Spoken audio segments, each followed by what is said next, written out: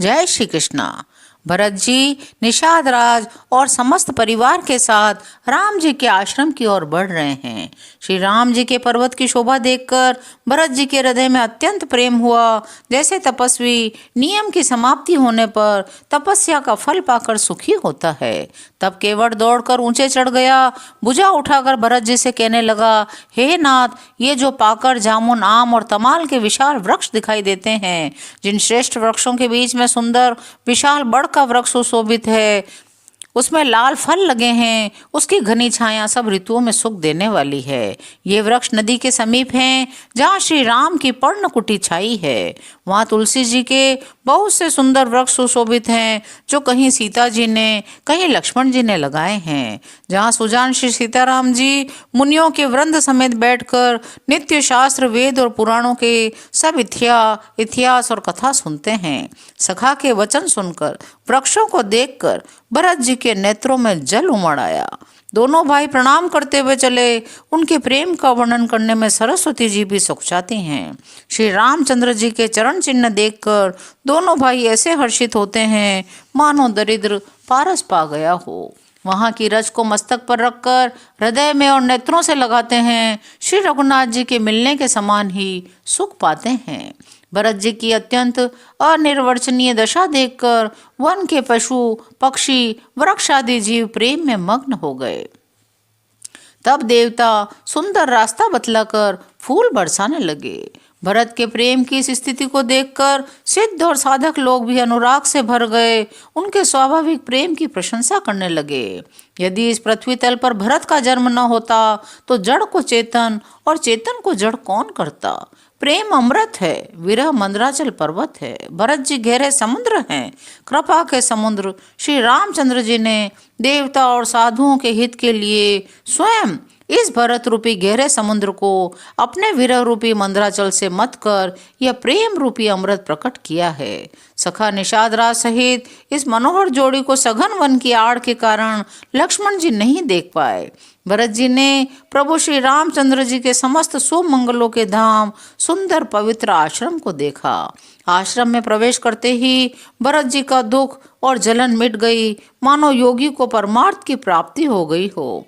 भरत जी ने देखा लक्ष्मण जी प्रभु के आगे खड़े हैं, पूछे हुए वचन प्रेम पूर्वक कह रहे हैं। सिर पर जटा है, कमर में मुनियों के वस्त्र बांधे हैं, उसी में तरकस कसे हैं। हाथ में बाण, कंधे पर धनुष है। वेदी पर मुनि और साधुओं का समुदाय बैठा है। सीता जी सहित श्री रघुनाथ जी विराजमान हैं। श्री राम जी के वल्कल वस्त्र हैं, जटा धारण किए हैं, श्याम शरीर हैं।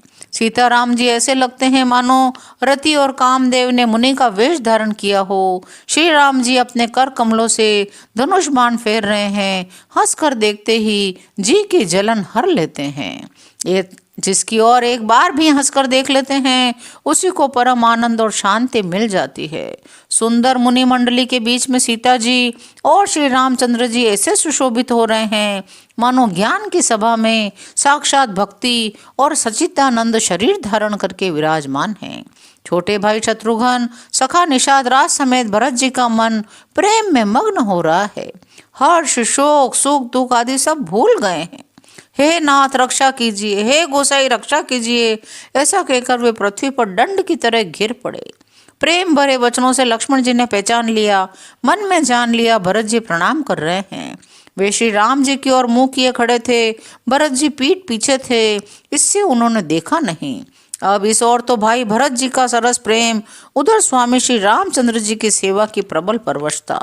न तो क्षण भर के लिए सेवा से पृथक होकर मिलते ही बनता है, न प्रेमवश छोड़ते ही। कोई श्रेष्ठ कवि ही लक्ष्मण जी के चित्त की दुविधा का वर्णन कर सकता है।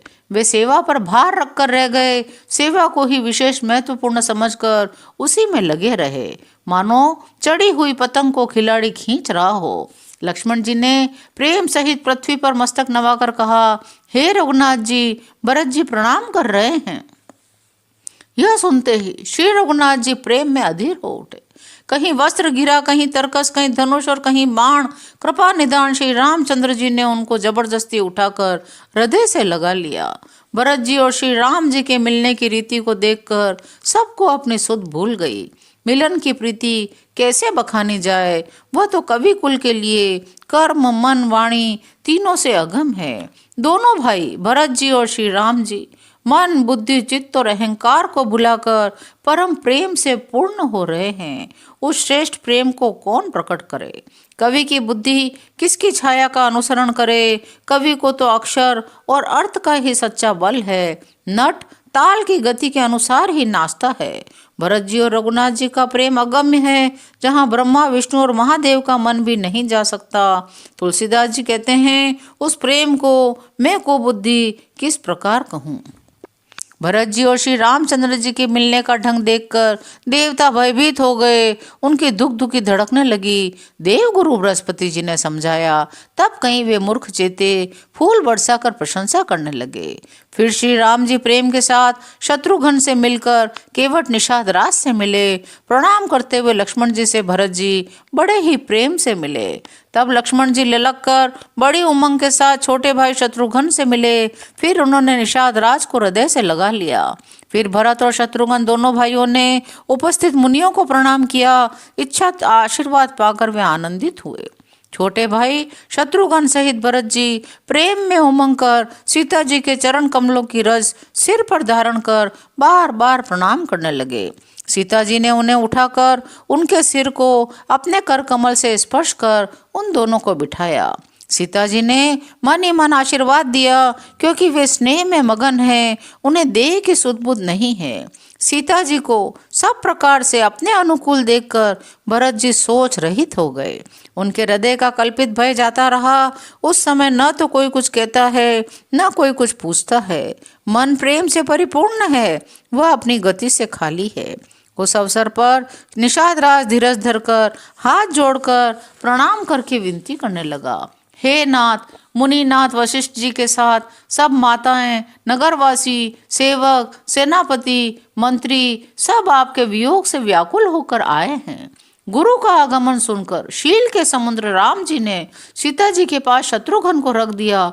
वे परम धीर, धर्म धुरंधर, दीन दयालु श्री राम जी उसी समय वेग के साथ चल पड़े।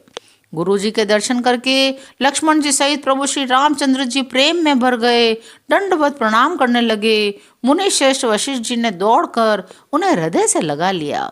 प्रेम में उमंग कर वे दोनों भाइयों से मिले। प्रेम से पुलकित होकर केवट ने अपना नाम लेकर दूर से ही वशिष्ठ जी को दंडवत प्रणाम किया। ऋषि वशिष्ठ जी ने राम सखा जानकर उसको जबरदस्ती हृदय से लगा लिया, मानो जमीन पर लौटते हुए प्रेम को समेट लिया हो।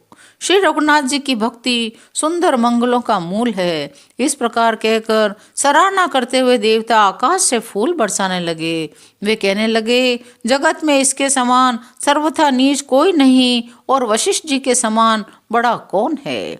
जिस निषाद को देखकर मुनिराज वशिष्ठ जी लक्ष्मण जी से भी अधिक उससे आनंदित होकर मिले, यह सब सीतापति श्री रामचंद्र जी के भजन का प्रत्यक्ष प्रताप और प्रभाव है। दया की खान सुजान भगवान श्री राम जी ने सब लोगों को दुखी जाना। तब जो जिस भाव से मिलने का अभिलाषी था, उस प्रकार का रुख देखते हुए उसकी रुचि के अनुसार उन सब से मिले। उन्होंने लक्ष्मण जी सहित पल भर में ही सब किसी से मिलकर उनके दुख और कठिन संताप को दूर किया। श्री राम जी के लिए यह कोई बड़ी बात नहीं है। जैसे करोड़ों घड़ों में एक ही सूर्य पृथक पृथक छाया एक साथ ही दिखती है। समस्त पूर्ववासी प्रेम में उमंग कर केवट से मिलकर उसके भाग्य की सराहना करते हैं। श्री रामचंद्र जी ने सब माताओं को दुखी देखा, मानो सुंदर लताओं की पंक्तियों को पाला मार गया हो। सबसे पहले राम जी कैकेयी से मिले। अपने सरल स्वभाव भक्ति से उसकी बुद्धि को तर दिया। चरणों में गिरकर काल कर्म और विधाता के सिर दोष मढ़कर श्री राम जी ने उनको सांत्वना दी। फिर रघुनाथ जी सब माताओं से मिले, सबको समझा बुझाकर संतोष कराया। हे माता, जगत ईश्वर के अधीन है, किसी को भी दोष नहीं देना चाहिए। फिर दोनों भाइयों ने ब्राह्मणों की स्त्रियों सहित जो भरत जी के साथ आई थी, गुरु जी की पत्नी अरुंधति के चरणों की वंदना की। उन सबका गंगा जी और गौरी जी के समान सम्मान किया। वे सब आनंदित होकर कोमल वाणी से आशीर्वाद देने लगी। तब दोनों भाई पैर पकड़कर सुमित्रा जी की गोद में जा चिमटे।